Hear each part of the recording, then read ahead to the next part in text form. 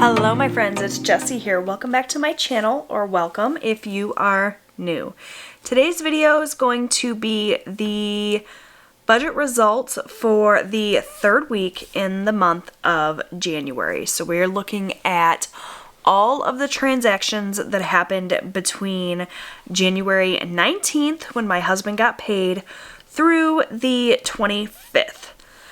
We're going to be looking at all of my spending, see if I was over or under budget.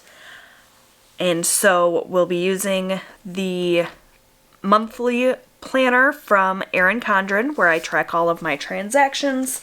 And in addition to that, we're going to be using my budget by paycheck workbook and be looking at my budget for the third week in the month. So what I'm going to do is actually pull out my budget here. It's the great thing about that Happy Planner disc binding system. You can pull out the pages and move them around at your leisure, and I think this will make things a lot easier to kind of keep track of. So without further ado, let's just get started. I have my budget, I have my transactions, I have a black pen here from Parkoo for writing in if I am under budget, but I need to grab a red pen just in case I'm over budget. And I think, unfortunately, we are going to have to use some red ink this week. Where is my red pen?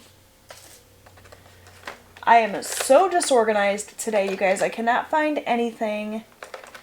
So we're just going to use, oh, here it is. There's my red Parkoo pen. Okay. So let's get started by looking at my budget, and the first line item I have here is groceries. When I wrote my budget, I had already gone grocery shopping, so I had already kind of known that I was going to be over budget by a little bit, and so I went ahead and wrote my grocery budget a little bit higher than I usually would, so technically I cheated a little bit, but I budgeted $165 for groceries. If we look here in my transaction log, we can see that I track my groceries in this pink color here. I had just one grocery transaction during the third week of the month, and it was for $164.92. So I am under budget. I'm just going to write that in here.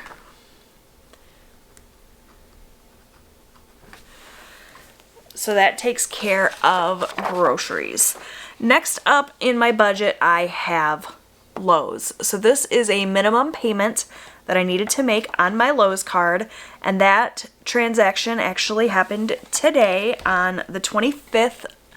I'm filming this on a Monday to try to get it up for you guys today, and that came out at $95. So rather than trying to hold this up, how about if I just zoom you guys in a little bit so you can see? So yeah, Lowe's came out at $95. I'm going to go ahead and check off this Walmart transaction as well. And so we were right on the money there for Lowe's. Next up, under my bills category, I have car insurance. For car insurance, I budgeted $250. And if we look here, we can see my car insurance is from State Farm, and that came out at $245.01. So we are under budget there as well. For my husband's motorcycle insurance, I budgeted $35, and that came out on Sunday as well. Actually cleared my account this morning, but the due date was Sunday, and so that came out at $33.26, so that was under budget as well. Lastly, that I have written here, I have my Subaru payment.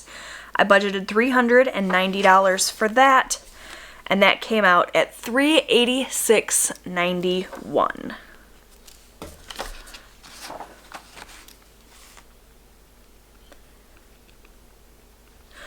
So everything there is under budget, and if we stopped there, it would all be looking really good. However, if we look here in my transaction log, we can see that These pink stickers represent unbudgeted expenses, and I did some shopping this week that I did not budget for. I did not have money in my sinking account. Can't talk today. Sorry, you guys. I did not have money in my sinking funds to cover this transaction. I just felt like shopping, and I said, screw it, and I did.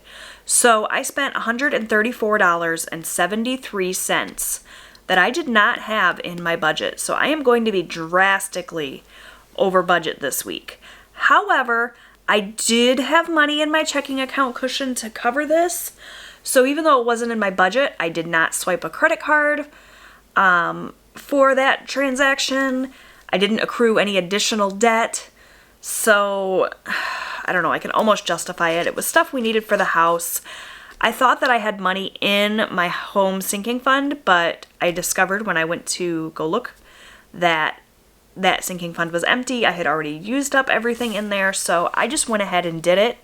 I don't recommend that. Luckily, I was able to cover it. So $134.73. So I'm just going to write an unbudgeted line here. I did not budget anything for that, but we spent $134.73. So that unfortunately goes in red. All right. So let's go ahead and pull in my calculator and see what the damage is here.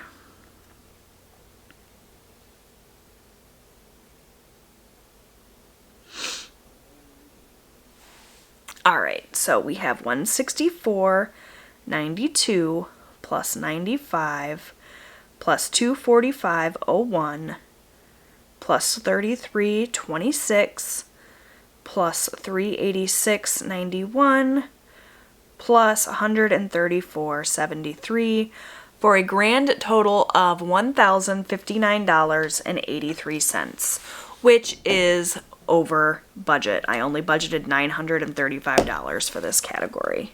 So unfortunately, that has to go in red as well. All right, now let's move on to cash envelopes. So I budgeted $40 for my husband for his cash. I gave that to him at the start of the week. That was as anticipated. For my spending, I budgeted $40 as well. I do keep track of my transactions here in my transaction log using these purple stickers, as you can see here. And I do have a couple of transactions. So on Tuesday, or rather Wednesday, I spent $30 on Amazon. And then I also made an Afterpay payment of $10. So that used up my entire $40. And if we look in my cash envelopes, in my conscious wallet here, that should mean that my spending envelope is empty, which it is. So that was my full $40 for the week. So we will write that in. For Austin, his allowance, I budgeted $20. I did give him that full $20. He earned the whole thing, so that was good. Next up, we have gas, and I budgeted $40 for gas as well. I track my gas transactions in this dark blue color. That's what color I tracked that this month. And you can see here I did have one transaction. I put $27 in my gas tank. So spent $27. And if we take that 40 minus 27, that means there should be $13 left in my cash envelope here. So let me just flip to my gasoline envelope. And I do have $13. 5, 10, 11, 12, 13. So this I'm going to set off to the side for now, and we will move on to the next category, which is eating out. For eating out, I budgeted $25. I, this month, am tracking eating out in this green color.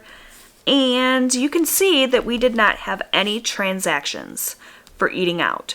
We did eat out this week, but I was able to use a gift card that we got for Christmas to cover that. So that means that from my eating out envelope, I spent nothing. And you can see that here in my eating out envelope. I still have the full $25 that I put in there last week at the start of the week. So this is going to go off to the side for now as well. We're going to find out what I'm going to do with that. Lastly, I have miscellaneous. I budgeted $25. My miscellaneous transactions are tracked in this bright green color here, and you can see we went to Gordon Food Service and spent $25. So the full $25 from my miscellaneous envelope, which means my miscellaneous envelope should be empty, which it is. So that is it for my cash envelopes. We're going to add this up and see how much I spent this week. 40 plus 40 plus 20 plus 27 plus 25 is 152. And I budgeted a total of 190 at the start of the week. So 190 minus 152 is 38. So that means I should have $38 left here. So let's count that out. So I have 20, 25, 30, 35, 36, 37, 38. So what am I going to do with this money? Well, I could do a couple of things. I could put this towards that unbudgeted amount and bring my unbudgeted amount down to just over $100. I could take this entire amount of money and I could send it right to my debt as an additional debt payment. That's typically what I do with any money left over in my cash envelopes. However, this week I'm going to do things a little bit different. We just recently lowered our eating out budget from $40 down to $25. Now this week I did not use any of that money because we had that gift card, but typically we spend a little bit more than $25 to eat out in a week. And so what I'm going to do is I'm actually going to take that $25 and I'm going to roll it over into next week. I'll add an additional $25 then next week, so I'll have a total of $50. I think that's what I'm going to do with my eating out money.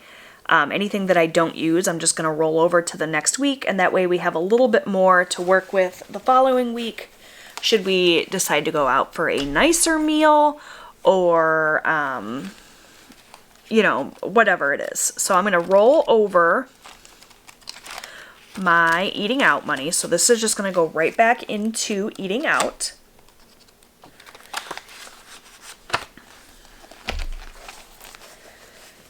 And that leaves me with $5, $10, $11, $12, $13.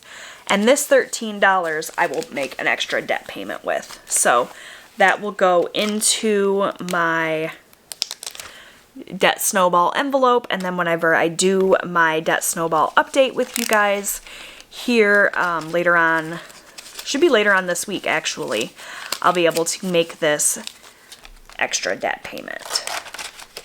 So what I'm going to do is just leave myself a little note right here on the bottom and say that I rolled over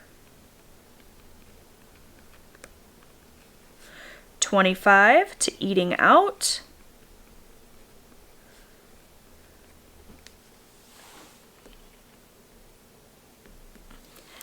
and then I put 13 to debt snowball envelope. That's just a little note for me so that when I'm going back over everything and kind of wrapping up January, I know what I did with that. So that takes care of that. Now we'll move over here. I did take care of all of my transactions, right? Yes, everything except Amazon, which we're going to talk about here in a minute. So, first let's talk about my sinking funds. If you watched my sinking fund cash envelope stuffing, you would know that these all were as planned. So I did put 50 to Amazon Prime, 50 to birthdays, 50 to campground, 25 to car maintenance, 25 to Christmas, and 139 went to YouTube for a total of $339. So that was expected, as expected. This, however, was not. So when I wrote out my budget last week, I completely forgot to account for the minimum payment that was due on my Amazon card. I don't know what I was thinking. I was just distracted, I guess, and I just missed it. So when I got the email saying that my Amazon statement was ready and I could make that minimum payment, I went, oh crap, I totally forgot about that. So what I ended up doing was, rather than paying this $173 to my Discover card, which is the card we're currently working on with our debt snowball, and totally messing up my budget or waiting until the following week to make the payment, I just went ahead and took that $173 that I had slated for my debt snowball and I sent it to Amazon. So this $173 did get paid, but not to my Discover card. I just decided to do it that way to make it easy. It means, that we missed a week of paying extra to our Discover card, but it just made sense to me at the time to do it that way, especially since I knew I was already over budget with that unbudgeted expense. So I went ahead and I made that payment for $173 right to Amazon. So this did not go to the debt snowball. It went to Amazon, but I did send the full $173 to Amazon, and that took care of that. So, sometimes you have the best of intentions and you write out your budget and you're moving right along, and then you have to hit the brakes a little bit, change things up, and I'm just being honest, that's what happened this week. It was not a great week overall for my budget, but by doing that, I was able to make sure that my Amazon card, the minimum payment, got paid right away. I always pay the minimum payment as soon as the statement is available. So you'll usually get your statement on, say, January 19th, and it'll say to make your minimum payment by February 8th or whatever. Well, I don't wait until February 8th. I make that payment as soon as the statement is available. So I easily could have waited until next week and made the minimum payment, and it would have been fine. It wouldn't have been late, but it would have skewed my numbers then for next week's budget. So I just went ahead and did it this way, and that's totally fine. So that extra debt total was $173, though technically it wasn't an extra debt payment. That should have gone over here under bills, but it is what it is. All right. Next up, we have extra savings, and this did go as planned. I put 19 towards Savopoly and 11 towards my 52-week savings challenge for a total of $30. So that is it, you guys. Overall, not the best week, but all things considered, it's okay. I had the $134 in my checking account cushion to cover this unbudgeted expense. I need to be building up my checking account cushion now so that it doesn't get any smaller, since I did take a big chunk out of there. I like to have a couple $100 in my cushion just for this type of situation where I spend a little bit more than I was expecting, or an unexpected bill comes in. That way I'm covered. It leaves room for error. And I highly recommend that you build in a checking account cushion as well. Not to, go shopping with it, but just to have should you need it. So yeah, some red ink on the page, not the best week overall. No extra debt payments with the exception of the $13 that went into my debt snowball envelope, but we will talk about that when I get to my debt snowball update. Thank you guys so much for watching. I hope you enjoyed this video. If you find yourself in a scenario where you don't have the greatest week with your budget, I encourage you, don't let that defeat you. Don't get discouraged. Just chalk it up to a bad week and then turn the page and start over next week or tomorrow or next pay period. However you do it, don't let some red ink on the page destroy your demeanor and, you know, make you feel like you're not still totally killing this whole budget thing, because you are. Everybody has bad weeks now and then, even me. I'm going to get this page put back into my planner.